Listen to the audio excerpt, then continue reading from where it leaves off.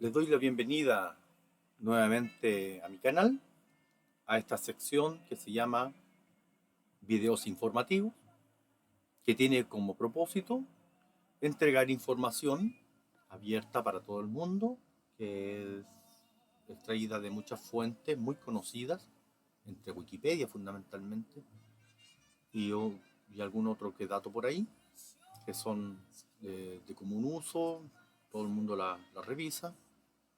Tiene como propósito recordar fecha, acontecimiento con una característica o con una intención informativa o recordatoria, pero en ningún caso con la intención de tener una visión o criterio en tanto valor, digamos, no va a haber un criterio que diga esto es bueno, esto es malo, simplemente entregan información, cada persona decidirá eh, cuál es la visión que tendrán al respecto.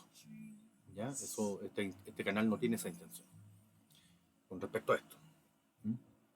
Salvo algunos videos que tienen que ver con una posición personal, que de repente uno puede tener una inclinación positiva hacia alguna postura en particular, como ha sido videos como Noruega, Dinamarca, que eso ya es un poquito diferente porque tiene que, cuando a uno le gusta algo, uno habla un poquito más de eso, ¿no? Pero respecto a otras cosas, no hay esa intención. Y como dice el título, es la historia de la Unión Soviética, desde su inicio, su creación, hasta su declive y su disolución. ¿Ya? Y ahí eso es todo. En fin, comencemos.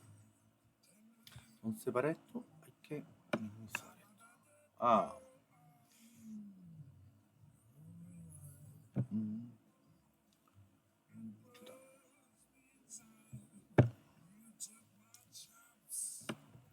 ahí sí.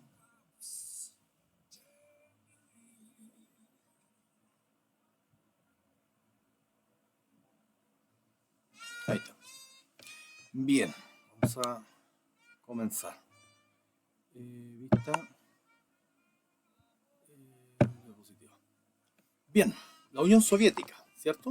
También conocida como, o sea, en abreviación siempre se le llamó Unión Soviética, pero es eh, la Unión de Repúblicas Socialistas Soviéticas. ¿Ya? De característica socialista, por supuesto, en términos de sistema, soviética porque es un tipo de organización que tiene que ver con el poder y administración de los soviets en las distintas repúblicas que conforman y generan una unidad que finalmente entre esas 15 naciones crean un solo Estado y efectivamente una unión de repúblicas, ¿no? Como dije anteriormente. ¿Cómo se abrevia esto? Como todo el mundo sabe, URSS. URSS. Bueno, el último zar, el zar Nicolás II de la dinastía Romanov, gobernó el imperio ruso hasta su abdicación en marzo de 1917, en la Revolución de Febrero, en parte debido a la presión de los enfrentamientos en la Primera Guerra Mundial. Luego, un breve gobierno provisional ruso tomó el poder para ser derrocado en la Revolución de Octubre de ese mismo año por revolucionarios encabezados por el líder bolchevique Vladimir Ilich Ulyanov, más conocido como Lenin, ¿no? Hay que entender que la primera revolución que se dio en el contexto de la Primera Guerra Mundial eh, fue fue la Revolución de Febrero, ¿cierto? Y la Revolución de Febrero, que hay que considerar el calendario ruso en ese entonces, que creo que correspondía a marzo, ¿no? Eh, asume un líder, digamos, de una postura socialdemócrata más, eh, ¿cómo se le puede decir? Menos radical para algunos, y el cual se llamaba Kerensky, ¿no? Y hasta que en octubre se toman el poder los sectores más bolcheviques y Vladimir Lenin toma el liderazgo.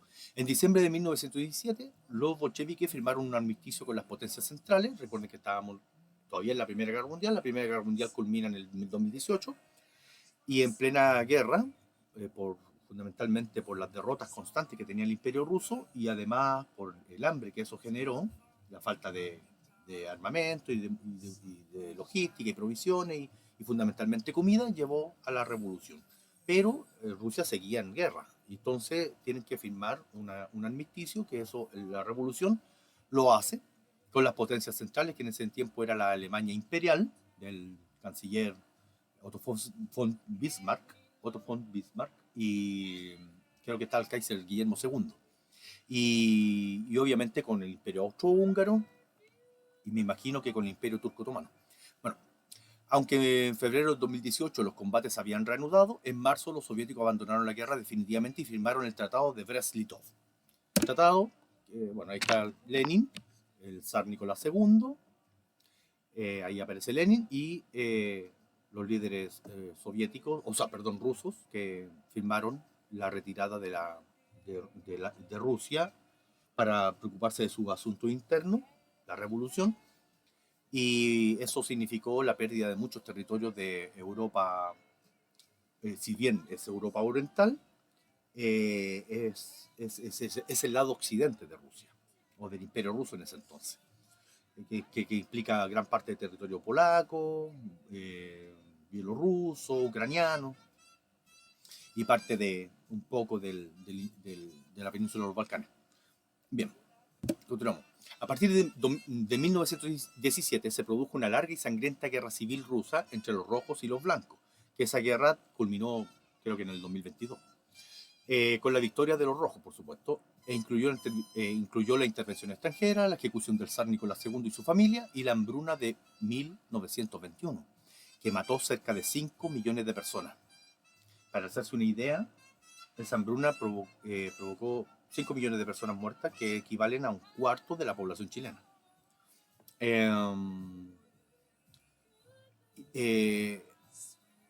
Tras la guerra polaco-soviética del 19 al 21 y la guerra de independencia de Ucrania del 17 al 21, se firmó la Paz de Riga, que a principios del 21 dividió los territorios disputados de Bielorrusia y República Popular Ucraniana entre la Segunda República Polaca y la RSFS de Rusia. La Unión Soviética tuvo que resolver conflictos similares con las recién independizadas Finlandia, Estonia, Letonia y Lituania. Entonces, la Unión Soviética fue establecida en diciembre del 22. Mediante la firma del Tratado de Creación de la URSS, como la Unión de Repúblicas Socialistas Soviéticas de RSFS de Rusia. Bueno, también Ucrania, la RS de Ucrania, la RSS de Bielorrusia, de Transcaucasia, y que fueron gobernados por los partidos bolcheviques. El 1 de febrero del 24, la Unión Soviética fue reconocida por el Imperio Británico, siendo primer ministro el laborista Ramsay MacDonald, ¿no? El laborista, que entendamos que es en Inglaterra, el Partido Laborista es equivalente al partido, es la socialdemocracia inglesa, ¿no?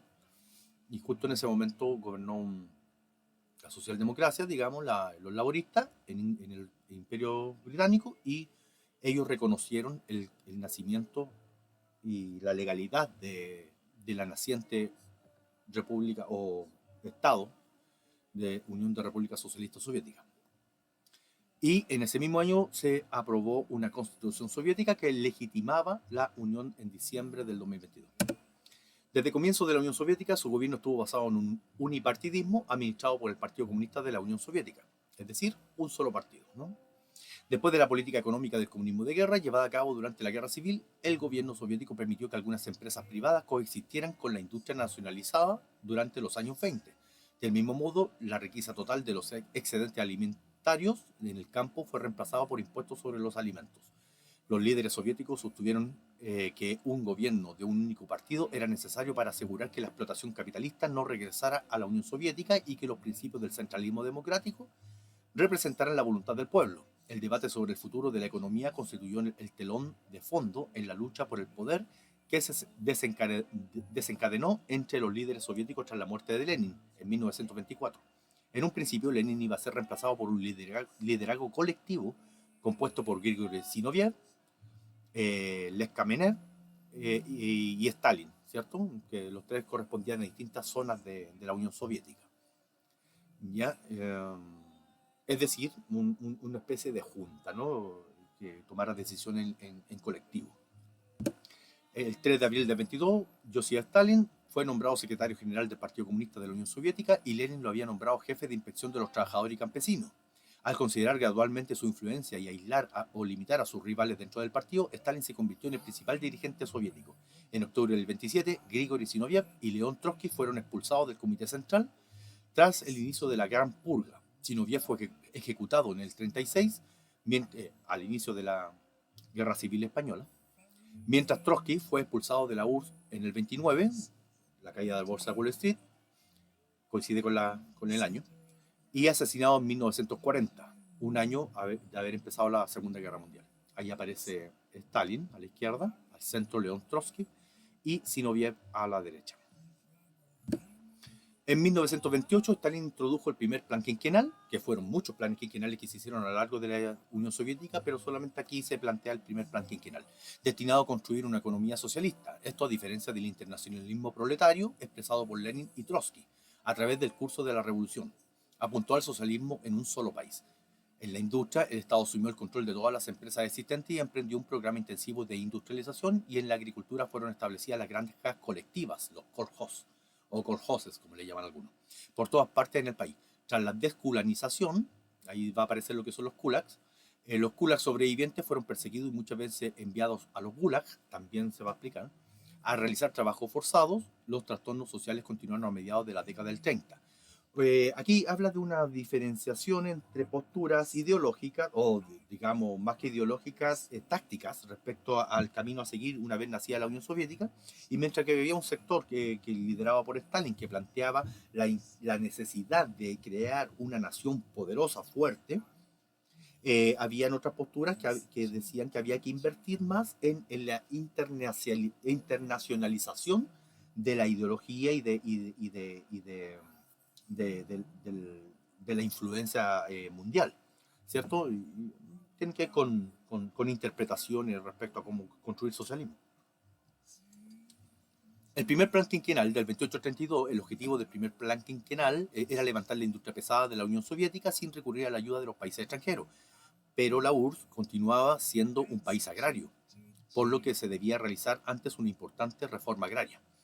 La colectivización de la tierra proveía la formación de granjas colectivas, los kolhozes, que se considerarían propiedad de los campesinos. Esta colectivización provocó conflictos entre el Estado y los campesinos propietarios, especialmente propietarios medios, kulaks, que es como hoy en día decir las pymes, ¿no? De la agricultura. Pero al final el Estado se impuso mediante la violencia. Miles de kulaks fueron deportados a campos de trabajo con penas de hasta 10 años. Muchos campesinos fueron asesinados durante estos conflictos, por lo cual preferían sacrificar sus animales que ayudaban a trabajar la tierra e incendiar sus cosechas en vez de entregarlas al Estado. Esto generó profundas hambrunas y epidemias. Los kulaks, ¿qué son los kulaks? Los kulaks eran los agricultores de la Rusia zarista, que poseían, o sea, provienen de ahí, ¿no? Después se mantienen, que poseían tierras y contrataban trabajadores. Posteriormente, el término se utilizó para designar a todos los propietarios agrícolas condenados por oponerse a las colectivizaciones. Y los gulags, o el gulag, dice la Dirección General de Campos y Colonias de Trabajo Correccional, abreviado como gulag. Muchos dicen que, muchos afirman que el gulag es un campo de concentración. Estoy diciendo, muchos lo dicen. No dije que yo lo digo. O también escrito a veces como gulag era la rama de la NKVD, ¿cierto? Que dirigía el sistema penal de campos de trabajo forzado, aunque los campos de trabajo forzado operaron en Rusia antes de esa fecha y el establecimiento de la Unión Soviética. El gulag fue oficialmente creado el 25 de abril de 1930 y disuelto el 13 de enero de 1960. A pesar de que este sistema albergaba también a criminales de todo tipo, el gulag se ha conocido principalmente como el lugar de encarcelamiento de prisioneros llamados políticos, ministros, sacerdotes, ciudadanos, deportados, y como un mecanismo de represión a la oposición al Estado socialista. Sin embargo, al no existir una categoría específica de presos políticos, Estos tenían que soportar una doble presión tanto por parte de los carceleros como de los delincuentes comunes. El sistema penal de Gulag contaba con 427 campos de trabajo forzado. La Gran Purga, aunque más comúnmente conocida en Rusia como el Gran Terror, pero todo el mundo la conoce como las purgas o las purgas de Stalin o la Gran Purga, fue el nombre dado a la serie de campañas de represión y persecución política llevada a cabo en la Unión Soviética a finales de la década del 30. Cientos de miles de miembros del Partido Comunista Soviético, socialistas, anarquistas y opositores fueron perseguidos o vigilados por la policía. Además, se realizaron juicios públicos, se envió a cientos de miles a campos de concentración del Gulag. La campaña de represión desatada en la Unión Soviética fue crucial para consolidar el poder de Joseph Stalin.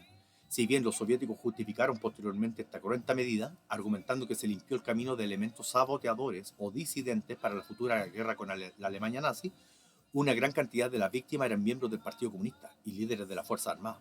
Otros sectores de la sociedad que sufrieron la persecución fueron los profesionales, los kulaks, que ya lo hablamos, y las minorías, que fueron vistas como una potencial quinta columna.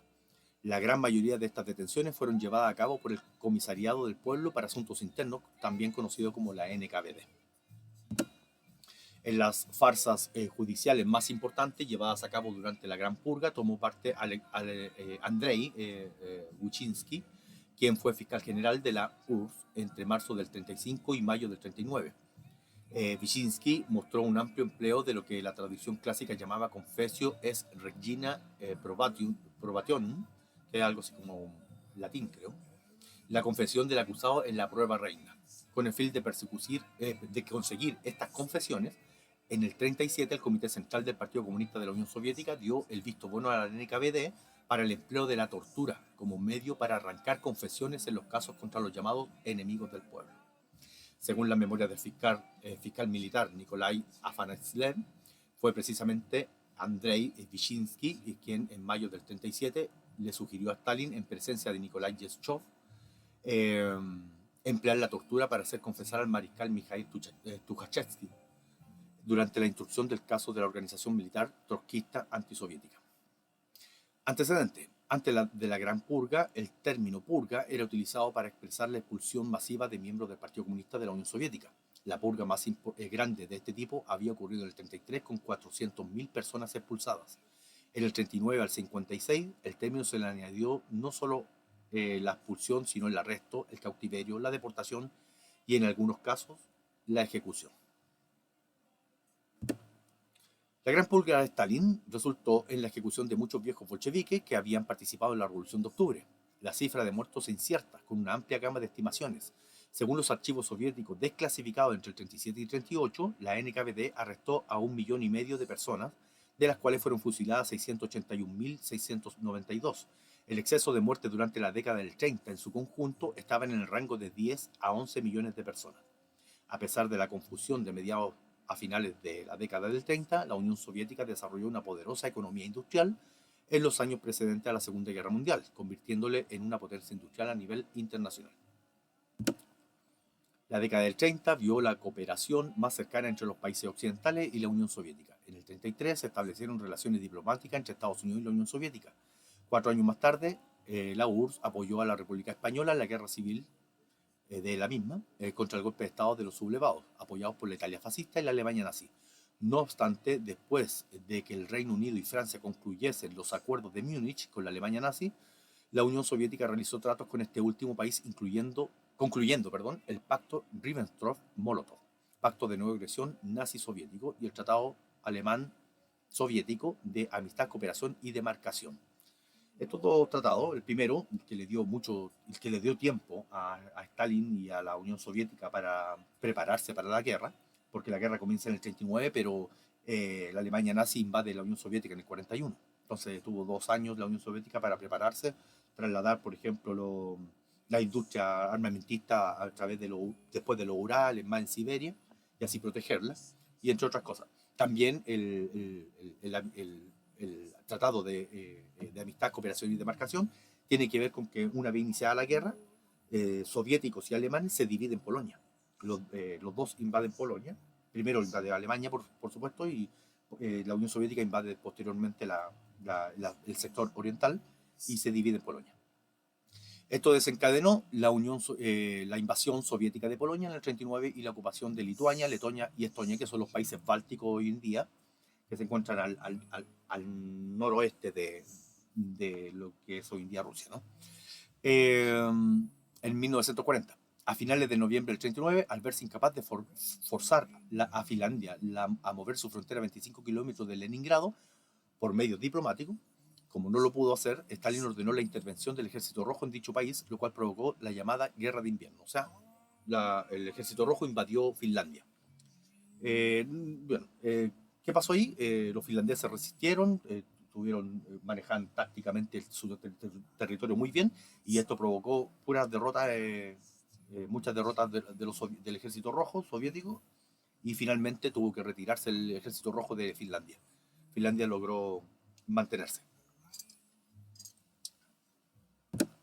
En el este, el Ejército Rojo ganó varias batallas decisivas durante los enfrentamientos fronterizos con el Imperio del Japón entre el 38 y 39. Sin embargo, en abril de 41, la Unión Soviética firmó el pacto de neutralidad con los japoneses, reconociendo la integridad territorial de Manchuria, un estado títere japonés. Manchuria se encuentra fundamentalmente en China hoy en día. ¿Ya? Manchukuo, dice aquí, yo no sabía que se decía Manchukuo, yo lo conocía por Manchuria. ¿Ya? Pero efectivamente en esos tiempos estaba ocupado por el estado japonés, territorio que hoy en día en gran parte le pertenece a China.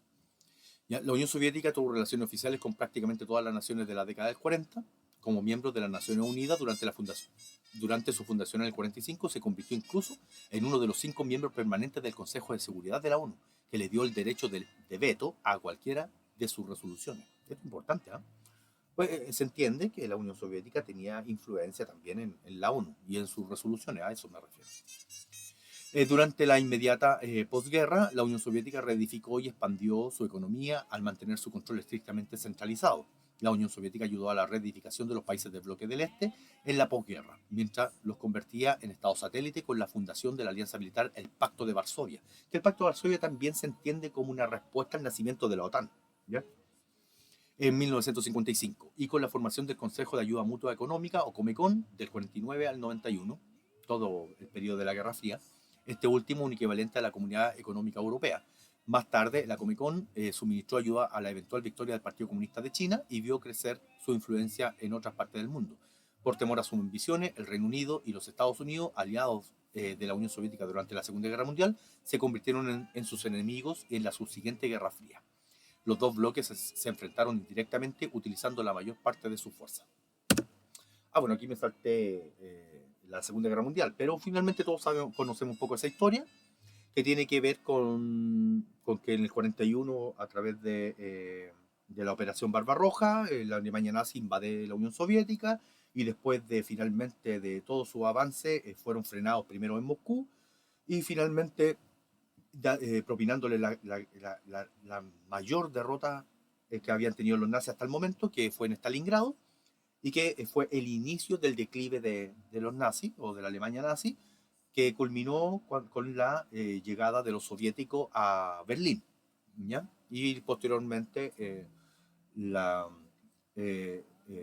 firma de la derrota del gobierno alemán, y los acuerdos de los países vencedores, creo que fue en conferencia en Yalta, creo que fue donde se reúne Franklin Delano Roosevelt,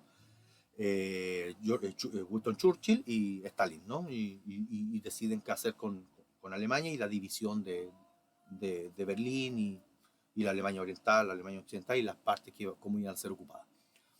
En fin, y otros temas más que tienen que ver con el final de la guerra, ¿no? Con respecto a Europa. 1953. Joseph Stalin murió el 5 de marzo del 53 en ausencia de su sucesor comúnmente aceptado. Los funcionarios más altos del Partido Comunista optaron por gobernar la Unión Soviética en comité. Nikita Khrushchev, aparece aquí, que se había impuesto en esta lucha por el poder a principios de la década del 50, denunció en su discurso al 20 Congreso del Partido Comunista de la Unión Soviética en el 56 la represión política en la Unión Soviética, denunció la represión política en la Unión Soviética y ordenó la liberación de los presos políticos del Gulag. Además de esa denuncia, procedió a relajar los controles de tipo represivo que hasta entonces ejercía el partido sobre la sociedad. Todo esto se conoce como el proceso de desestalinización. Ahí comienza con Nikita Khrushchev. Se escribe Khrushchev, pero siempre he sabido que se pronuncia Khrushchev, ¿no? Moscú consideró a Europa Oriental como una zona tapón para la defensa preventiva de sus fronteras occidentales y aseguró su control de la región, transformando los países de esta parte de Europa en estados satélites. Al mismo tiempo, la fuerza militar soviética fue utilizada para reprimir sublevaciones anticomunistas en Hungría y Polonia en el 56. Véanse las protestas. Bueno, eso ya hablaré de eso. Eh, Cuando hablamos de Europa Oriental, el Pacto de Varsovia y los países digamos, orientales, de Europa Oriental, hay que entender que hay dos tipos de países. Están los países que pertenecían al Pacto de Varsovia, que prácticamente fueron una especie de países satélites de la directriz de Moscú, y un par de países que tenían cierta independencia. En este caso, los Balcanes, que era Albania y Yugoslavia, que tenían, con el marqués Tito, que tenían ciertas cuotas de independencia y no pertenecían al Pacto de Varsovia y tampoco seguían directrices de Moscú, pero el resto, desde el norte a sur, que son Polonia, Checoslovaquia, Hungría, Rumanía y Bulgaria, pertenecían al Pacto de Varsovia. Bueno, sí, al Pacto de Varsovia. Rumanía, Bulgaria, Bulgaria y Hungría. Rumanía, Bulgaria y Hungría, Polonia, Checoslovaquia. Ahí está. Protesta de Poznan en 56. La protesta de Poznan del 56, también conocidas como la sublevación de Poznan del 56 o junio de Poznan, fueron las primeras de varias protestas masivas llevadas a cabo por el pueblo polaco contra el gobierno comunista de la República Popular de Polonia. Las manifestaciones de obreros que pedían mejores condiciones comenzaron el 28 de junio del 56 en la fábrica Cegielski de Poznan y debieron hacer frente a una represión violenta. Una multitud de aproximadamente 100.000 personas se reunió en el centro de la ciudad, cerca del edificio de la Policía Secreta Polaca. 400 tanques y 10.000 soldados del Ejército Popular Polaco y el Cuerpo de Seguridad Interna, bajo las órdenes del general polaco soviético Stanislav Pawlowski, fueron los encargados de sofocar la manifestación y durante dicha contención dispararon a los manifestantes civiles. El número de víctimas se ubicó en 57 personas fallecidas, que incluían a un niño de 13 años de edad, Roman Stalskowski, siempre los nombres polacos me cuestan. Además, centenares de personas resultaron heridas. Aún así, las protestas de Poznan fueron un hito importante en el camino hacia la instalación de un gobierno polaco con menor control soviético. Antecedente: tras la muerte de Stalin, el proceso de desestalinización abrió debates sobre las cuestiones fundamentales en todo el bloque del Este, dirigido también por partidos comunistas, pero que tenían cierta visión diferente. El discurso de Nikita Khrushchev acerca del culto a la personalidad y sus consecuencias tuvo amplias repercusiones fuera de la Unión Soviética y en otros países comunistas. En Polonia, además de la crítica al culto de Stalin, otros temas populares de debate se centraron en torno al derecho a escoger una vía más independiente de socialismo local o nacional, en lugar de seguir el modelo soviético hasta su último detalle. Tales puntos de vista se pusieron de manifiesto en la discusión y la crítica que manifestaron muchos miembros del Partido Obrero Unificado Polaco sobre la ejecución de antiguos afiliados del Partido Comunista de Polonia ordenada por Stalin durante la Gran Purga. Revolución Húngara del 56. También conocida como Otoño Húngaro, fue un movimiento revolucionario espontáneo de alcance nacional contra el gobierno de la República Popular de Hungría y su política impuesta desde la Unión Soviética, que duró desde el 23 de octubre al 10 de noviembre del 56. Desde el discurso secreto de crítica a los excesos de Stalin, realizada por Nikita Khrushchev, el pueblo húngaro había solicitado continuamente la libertad necesaria para elegir su propio sistema político alejado del comunismo. Así surgieron por toda Hungría movimientos que demandaban que se pusiera corte a las actividades de la policía secreta. La revuelta comenzó como una protesta estudiantil que atrajo a miles de personas a una marcha por el centro de Budapest hacia el edificio del Parlamento húngaro. Una delegación estudiantil fue detenida cuando entraba al edificio de la radio estatal con la intención de transmitir sus demandas. Cuando los manifestantes en las calles exigieron la liberación de la delegación, la Policía de Seguridad del Estado, o ABH, la policía política húngara, abrió fuego desde el interior del edificio. Algunos soldados soviéticos dispararon a la ABH debido a que creyeron por equivocación que estaban siendo objeto de un ataque. Algunos manifestantes contestaron los disparos con las armas tomadas de la ABH o brindadas por los soldados húngaros que se unieron al levantamiento. La noticia se difundió rápidamente y llevó al estallido de desorden y violencia en la capital. La revolución se expandió rápidamente por toda Hungría y el gobierno de András Hegedus fue derrocado. Miles se organizaron en milicias para combatir a la ABH y a las tropas soviéticas. Comunistas prosoviéticos y miembros de la ABH fueron a menudo ejecutados o encarcelados, o a la vez que antiguos prisioneros políticos fueron liberados y armados. Consejos improvisados arrebataron el control municipal del Partido Comunista Húngaro y exigieron cambios políticos. El nuevo gobierno encabezado por Imre Nagy disolvió formalmente la ABH, declaró su intención de retirarse del Pacto Varsovia y prometió establecer las elecciones libres. Para fines de octubre, los combates casi habían cesado y comenzó una sensación de normalidad. A diferencia de lo sucedido de las protestas de Poznan contra el gobierno de la República de Polonia, la revolución húngara cuestionaba el estilo de gobierno stalinista y por tanto amenazaba la naturaleza misma del régimen prosoviético, del Partido Único. Así, tras haber anunciado su voluntad de negociar el retiro de la fuerza soviética, el Politburó cambió de idea y se movilizó para aplastar la revolución. Aprovechando que Occidente se encontraba dividido a causa de la crisis del Suez, el ejército soviético movilizó 31.550 soldados, 1.130 tanques y el 4 de noviembre del 56 invadió Budapest y otras regiones del país. La resistencia húngara continuó hasta el 10 de noviembre. Más de 2.500 húngaros y 722 soldados soviéticos perecieron en el conflicto y unos 200.000 húngaros huyeron en calidad de refugiados. Los arrestos masivos y las acusaciones continuaron por meses. Para enero del 57, el nuevo gobierno instalado por los soviéticos y liderado por János Kadar había reprimido toda oposición pública. Tales acciones soviéticas provocaron el rechazo de muchos marxistas de la Europa occidental, pero fortalecieron el control soviético sobre Europa central. La discusión pública acerca de la revolución estuvo prohibida en Hungría durante más de 30 años, pero desde el deshielo de los años 80 ha sido objeto de intenso estudio y debate, con la creación de la Tercera República Húngara en 1989. El 23 de octubre fue declarado fiesta nacional en conmemoración de la Revolución de 1956. A finales del 50 tuvo lugar una confrontación con China relacionada con el acercamiento de la Unión Soviética a Occidente, que Mao Zedong percibió como un acto de revisionismo, lo cual condujo a la ruptura chino-soviética. Esto dio lugar a un cisma en todo el movimiento comunista mundial, haciendo que los gobiernos comunistas de Albania, Camboya o Somalia prefirieran aliarse con China en vez de la Unión Soviética. Khrushchev inició el deshielo, conocido como el deshielo de Khrushchev, un complejo cambio en la vida política, cultural y económica de la Unión Soviética. Este incluyó la apertura y el contacto de otras naciones y nuevas políticas sociales y económicas con mayor énfasis en los productos básicos y en la construcción de la vivienda, permitiendo que los niveles de vida aumentaran de manera espectacular y manteniendo altos niveles de crecimiento económico. La censura también fue suavizada, aunque seguía la prohibición de publicaciones de novelas que no se ajustaban a los preceptos del realismo socialista, como por ejemplo la novela Doctor Zhivago, que después se hizo una película, ¿no? Cuyo autor Boris Pasternak se vio forzado a rechazar el Premio Nobel de Literatura en el 58. Sin embargo, ese mismo año los físicos soviéticos Pavel Cherenkov, Ilya Frank o Igor Tamm fueron galardonados con el Premio Nobel de Física. Tras la salida de Khrushchev se produjo otro periodo de liderazgo colectivo, conformado por Leonidas Brezhnev como secretario general del Partido Comunista, Alexei Kosygin como presidente del Consejo de Ministros y Nikolai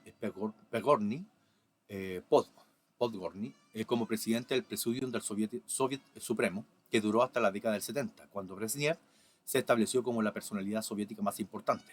En el 68, la Unión Soviética y sus aliados del Pacto de Varsovia invadieron Checoslovaquia para detener la reforma de la Primavera de Praga. Primavera de Praga fue un periodo de liberalización política y protesta masiva en Checoslovaquia, como Estado socialista después de la Segunda Guerra Mundial. Comenzó el 5 de enero del 68, cuando el reformista Alexander Dubček fue elegido primer secretario del Partido Comunista de Checoslovaquia, y continuó hasta el 21 de agosto del 68, cuando la Unión Soviética, junto a otros miembros del Pacto de Varsovia, para reprimir la reforma, invadieron el país. La reforma de Dubček, ¿cierto?, que hizo Dubček en la Primavera de Praga, fueron un fuerte intento para otorgar derechos adicionales a los ciudadanos de Checoslovaquia, en un acto de descentralización parcial de la economía y de democratización. Las libertades otorgadas incluyeron un aflojamiento de las restricciones de los medios de comunicación, la libertad de expresión y de desplazamiento. Después de la discusión nacional sobre la división del país en una federación de 3 repúblicas, Bohemia, Moravia, Silesia y Eslovaquia, Dušek supervisó la decisión de dividirse en dos, la República Socialista Checa y la República Socialista Eslovaca, que hoy en día esos países ya están divididos y hoy en día existe la República Checa, que todo el mundo la conoce como República Checa, pero hoy en día creo que se le llama Chequia, y que es el nombre oficial que tiene en este momento. Y Eslovaquia, ¿no? Que ambos pertenecen hoy en día, son capitalistas hoy en día y pertenecen también a la Unión Europea. Un dato adicional, ¿no? Esta doble federación fue el único cambio formal que sobrevivió a la invasión. Las reformas, especialmente la descentralización de la autoridad administrativa, no fueron bien recibidas por los soviéticos, quienes, tras negociaciones fallidas, enviaron medio millón de tropas y tanques del Pacto de Varsovia para ocupar el país. Sí, está bien.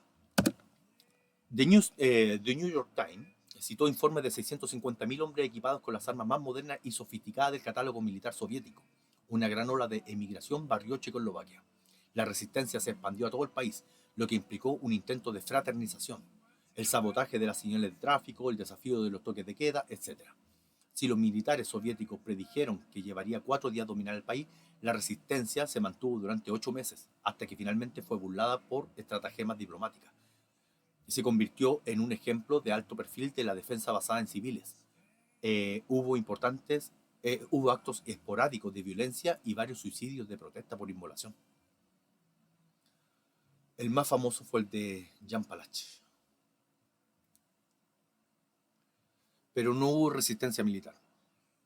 Checoslovaquia permaneció controlada por la Unión Soviética hasta 1989, cuando la Revolución de Terciopelo finalizó pacíficamente el régimen comunista. Las últimas tropas soviéticas abandonaron el país en 1991. Los siguientes dos sucesores de Brezhnev serían figuras de transición con profunda raíz en la tradición brezhnevita, que no duraron mucho. Cuando asumieron el poder Yuri Andropov, que tenía 68 años, y Konstantin Chernenko, 72, ambos murieron en menos de 2 años. En un intento de evitar un tercer mandato efímero, en 1985 los soviéticos se volcaron en la siguiente generación y seleccionaron a Mikhail Gorbachev, que comenzó a aplicar cambios significativos en la economía y en el liderazgo del partido con la perestroika y su política Glasnost. Su política Glasnost permitió el acceso público a la información después de décadas de fuerte censura por parte del gobierno. Gorbachev también se movió por ponerle fin a la Guerra Fría. En 1988 la Unión Soviética abandonó sus 9 años de guerra en Afganistán y comenzó a retirar sus tropas. En la década del 80 retiró el apoyo militar a los antiguos estados satélites de la Unión Soviética, los que nombré adelante, lo que resultó en la caída de varios gobiernos comunistas. Y ahí obviamente cae el Pacto de Varsovia, se disuelve el Pacto de Varsovia. Con el derribo del muro de Berlín, que fue en el 89, y con la Alemania oriental y occidental persiguiendo la unificación, el telón de acero se vino abajo.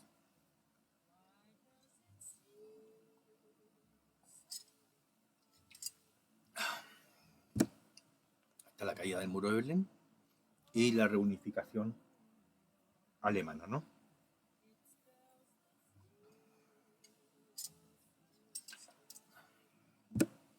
A finales de los años 80, las repúblicas que componían la Unión Soviética incorporaron legalmente movimientos hacia la declaración de soberanía sobre sus territorios, citando el artículo 72 de la Constitución de la Unión Soviética, que indicaba que cualquier república integrante de la Unión Soviética era libre de separarse. El 7 de abril del 90 fue aprobada una ley en virtud de la cual una república podía salirse de la Unión así, sin más de 2/3 partes de los residentes de la misma que votaran a favor de ello en un referéndum. Muchas repúblicas celebraron sus primeras elecciones libres en la era soviética a fin de crear sus propias legislaturas nacionales hacia 1990. Muchas de estas legislaturas procedieron a elaborar una legislación que contradecía las leyes de la Unión en lo que se conoció como la Guerra de Leyes. En 1989, la RSF de Rusia, que era entonces la república más grande, con cerca de la mitad de la población, convocó unas nuevas elecciones para elegir el Congreso de los Diputados del Pueblo de Rusia. Boris Yeltsin fue elegido presidente del Congreso el 11 de marzo del 90. Lituania proclama la restitución de la independencia y el fin de ocupación por parte de la Unión Soviética. El 12 de junio de 1990, el Congreso de Diputados del Pueblo declaró la soberanía de Rusia sobre su territorio y tomó la delantera en la elaboración de leyes que trataban de reemplazar algunas de las leyes de la Unión Soviética. El periodo de incertidumbre legal continuó a lo largo del 91, así como las repúblicas constituyentes fueron lentamente independizándose una a una de facto. La Glasnost. ¿Qué es la Glasnost? Glasnost y perestroika, palabras y conceptos muy comunes y manejados en política, cuando se habla de historia, sobre todo de la Unión Soviética, y aquí explica un poco lo que es. Se conoce como Glasnost la apertura, la transparencia, franqueza, ¿cierto? Es algo parecido a la, no me acuerdo el concepto chino, pero se llama reforma y apertura, que es algo con, con cierta similitud, ¿no? A la política que se llevó a cabo a par de la perestroika en la Unión Soviética por Mikhail Gorbachev desde el 85 al 91, en comparación con la perestroika que se ocupaba de la reestructuración económica de la Unión Soviética. La Glasnost se concentraba en liberalizar el sistema político. En esta se estipulaban libertades como, para que los medios de comunicación tuvieran mayor confianza para criticar al gobierno. Gorbachev también autorizó la liberación de presos políticos para la oposición interna y externa y la inmigración de algunos refuseniks. Los refuseniks son como judíos eh, judíos rusos. El objetivo más expreso de la Glasnost era crear un debate interno entre los ciudadanos soviéticos y alentar una actitud positiva y entusiasmo hacia las reformas que se encaraban. Sin embargo, esta política de apertura se volvió en contra de Gorbachev al incrementarse los problemas económicos y sociales por efecto de las mismas reformas y al incrementarse la crítica de la población soviética contra la dirección política del Partido Comunista de la Unión Soviética.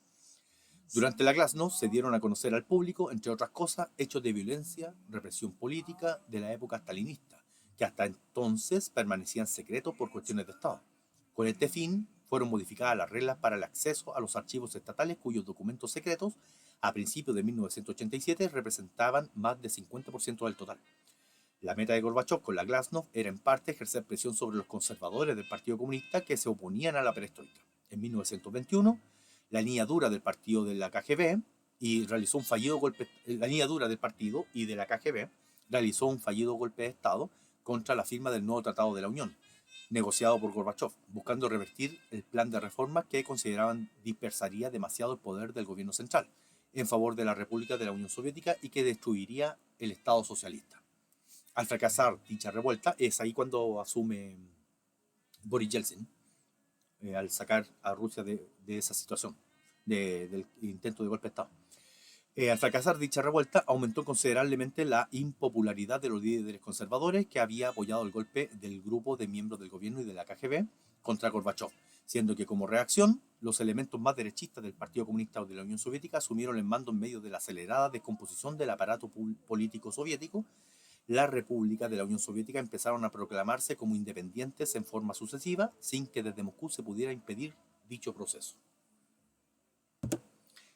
La perestroika, o reestructuración, fue la reforma política y económica destinada a desarrollar una nueva estructura interna en la Unión Soviética, llevada a la práctica por el secretario general Mikhail Gorbachev desde el 23 de abril del 85, un mes después de que tomara el poder. La visión que Gorbachev tenía para el futuro era reorganizar el sistema socialista para poder conservarlo. Dentro de sus planes de cambio estaba que la sociedad soviética pudiera transformarse para crear un nuevo sistema económico, aún dentro del socialismo, en la Unión Soviética.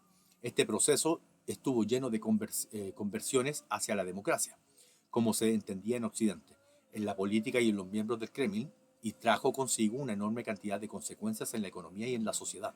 No obstante, el país fue incapaz de enfrentar este proceso y la perestroika acabó con un cese forzoso de Gorbachev por las oposiciones internas y la consecuente disolución de la Unión Soviética como Estado soberano. El proceso. La perestroika fue una reforma basada en la reestructuración del sistema económico soviético realizada en la década del 80, cuando en marzo del 85 el reformista Gorbachev fue elegido secretario general del Partido Comunista y se convirtió en el máximo dirigente soviético en la reunión del Comité Central del Partido Comunista de la Unión Soviética de abril del 85. Se decidió poner en práctica dicha reforma. El programa consistía en convertir a la Unión Soviética en 500 días, digamos un año y medio, en una economía de mercado. Economía de mercado, capitalismo, ¿no? Mediante aperturas económicas y el estrechamiento de relaciones con Occidente. Se aceptó la propiedad privada, capitalismo, en artículos personales básicos. Pero en artículos personales básicos. Desde la época de Lenin hubo muchos conflictos y controversias sobre la forma de economía que debía fungir como transitoria hacia el comunismo real. De hecho, uno de los conflictos más intrincados fue la existencia o no de un sistema de mercado basado en oferta y demanda, en una economía marxista. Claro, eso eran temas de discusión en ese tiempo. Para algunos autores, como cuando digo capitalismo, no estoy diciéndolo, lo digo para que se entienda lo que significa eso. Es una aclaración, nada más que eso. No es una opinión. Para algunos autores, como Sergei Kara-Murza, este proceso constituyó una revolución desde arriba llevada a cabo por la nomenclatura dirigentes del partido y el Estado, que en realidad querían justificar su estilo de vida burgués, puesto que gozaban de privilegios a los que no podía acceder el ciudadano común. Para este autor, el sistema colectivista se había transformado en un obstáculo, pues no les permitía fungir como una nueva clase social de forma abierta. En el plano productivo fue un severo proceso de desindustrialización y privatización a base de la venta de las propiedades estatales pasando a manos privadas. Un proceso que fue llamado terapia de choque por Boris Yeltsin, primer presidente de la Rusia post-soviética, a pasar de un Estado socialista cimentado en un sistema económico colectivista a un Estado capitalista liberal de tipo occidental, donde en 1994 el 70% de los activos provenían del sector privado. Esto, y ahí lo dice abiertamente, es un autor que plantea esta tesis, que es Sergei Kara-Murza, y lo dice abiertamente, aquí no... Ya. Según el mismo Kara-Murza, para el momento de implementada la perestroika, la Unión Soviética no se encontraba en crisis económica. El cálculo económico de un Estado socialista es diametralmente diferente al de los Estados capitalistas, con medidas como el PIB o el PPC, pues el experimento soviético se basaba en un Estado empleador monopolista y no se rige por las utilidades generadas por el trabajo. Básicamente el Estado redistribuye todo lo producido en su conjunto por el pueblo. El dinero se transforma en un mecanismo de canje. Desde el abril del 85, Gorbachev y sus miembros introdujeron la reforma anunciada. El objetivo principal era pasar de un sistema de economía central planificada a un sistema de economía de mercado, ley de oferta y demanda, para la cual se permitió una cierta autonomía local y se procedió a la liberación de precios. También se pretendía luchar, contra la corrupción, el alcoholismo y el asentismo laboral. Según la nueva teoría, el empleo se obtendría al propugnar la liberación económica, permitiendo a las empresas tomar decisiones sin consultar a las autoridades y fomentando la empresa privada y las sociedades conjuntas con un número limitado de compañías extranjeras, lo que impulsaría a la inversión, ¿cierto? Asimismo, se implantó una cierta democratización de la vida política. Abel Avanguerian, el primer consejero económico de Gorbachev y en gran parte responsable de la base teórica del programa de cambio, afirmó que en un 40% de la industria se había producido una disminución de la producción y que además existía una degradación de la agricultura. Por ello, propuso reformas para dar más autonomía a la empresa, medidas para mejorar el rendimiento del trabajador y la calidad de los productos. Las alternativas económicas de otros países socialistas se ignoraron, como la modificación del socialismo chino de los años 70, la reforma de apertura que es de Deng Xiaoping, que fue en el 78. A medida que se adoptaron, no se discutieron previamente, en cambio se permitió la entrada de capital extranjero con una proximidad cada vez mayor al capitalismo. Así, poco a poco se fueron introduciendo actividades económicas privadas, mediante la paulatina introducción de contratos individuales en fábricas y haciendas colectivas. Se implementaron medidas como la venta de un gran número de empresas estatales, reformas de la moneda y un nuevo sistema bancario y financiero. Para inicios de la década del 90, la Unión Soviética se encontraba sumida en una profunda crisis económica sin precedentes, en parte puesto que no existía a la fecha una teoría o metodología académica de cómo un estado de economía planificada y centralizada pasaba a convertirse en una economía de mercado libre. Bueno, estas experiencias de China y Rusia han dado algunos ejemplos al mundo y han permitido a muchos teóricos intelectuales de la economía considerar estas transformaciones, pero en ese tiempo no habían precedentes, ¿no? Y estos fueron los precedentes. Se dislocó completamente todo el complejo entramado industrial y agrícola de la Unión Soviética. El país virtualmente se paralizó, la inflación se disparó y las condiciones de pobreza se propagaron. Un 50% de la población rusa en 1993-95 estaba en estado de pobreza, al punto que la misma Unión Soviética desapareció como Estado y como superpotencia mundial del periodo de la Guerra Fría. Y, ahí termino. Eh, ahí termina. En fin, eso era la Unión Soviética, ¿no? Desde su inicio hasta su final, sin, sin profundizar, no hay profundización, más que nada es entrega de información, datos, de historia, un poco de historia, es algo que se hace en los colegios, ¿no? En fin, eso era el video de hoy. Eh, Ojalá estas informaciones puedan ser de utilidad, le pueda servir a alguien. Cada persona tiene el derecho, el deber, o no el derecho fundamentalmente de tomar las conclusiones que quiera, de tener una postura, sea de un punto o de otro, respecto al tema. Este canal no está para eso, está para solamente entregar información. Y espero que les haya gustado y ya en algún momento volveré con otro video más. Les agradezco su atención y hasta la próxima. Un detalle que se me olvidó mencionar es que, bueno, en la descripción de este video, como siempre, lo digo, están las fuentes, ¿no? Las fuentes de las cuales se extrajo esta información. Esta información no es mía, no es de los libros que yo haya leído, mi interpretación ni nada de eso, sino que las fuentes están abiertas para todos. Aquí están, fundamentalmente, como ven en algunos casos, la mayoría, Wikipedia. Wikipedia, y hay de acceso para todo el mundo. Ahí están las fuentes. De todas maneras van a estar pegados estos links en la descripción del video y todo el mundo podrá echarle un vistazo si estima conveniente y leer los artículos completos. Yo lo que traje fue algo de resumen, tomando en consideración los aspectos más relevantes para exponerlo en este video y no se extendiera más. Fuese lo más breve posible. Así que eso.